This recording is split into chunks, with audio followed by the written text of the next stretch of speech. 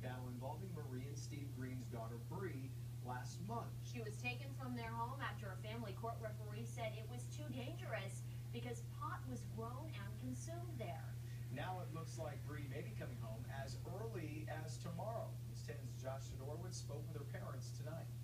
For Maria and Steve Green, it has been one of the longest months of their lives. She's making advancements and crawling, saying mama and daddy. Those are all things that we missed in this month and a half, so it's just been horrific.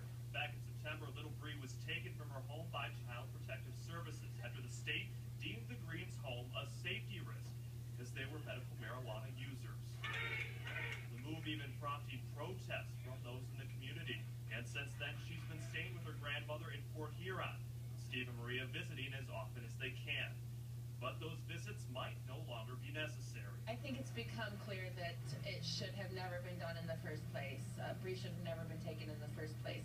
And so that's becoming clear to them, and so they're trying to make things right. Friday morning, the Greens will go before a judge where they hope they'll be able to get their daughter back as early as Friday evening. The Greens say their attorney has been in talks with CPS and a prosecutor, and they think the judge will side with them. It doesn't even feel real.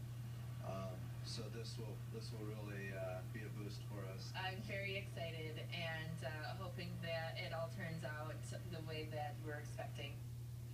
The hearing scheduled for 11 a.m. tomorrow downtown, and talking to the Greens attorney, Josh Covert, tonight, he says this has all unfolded very quickly. Up until just last night, they were still preparing to go to trial on Monday.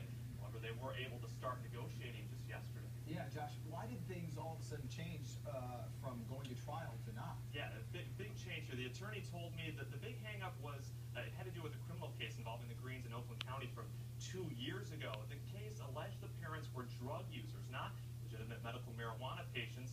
It was recently dismissed. Covert says in talking with DHS and the state, he and the Greens have been able to establish that they are indeed legitimately using medical marijuana.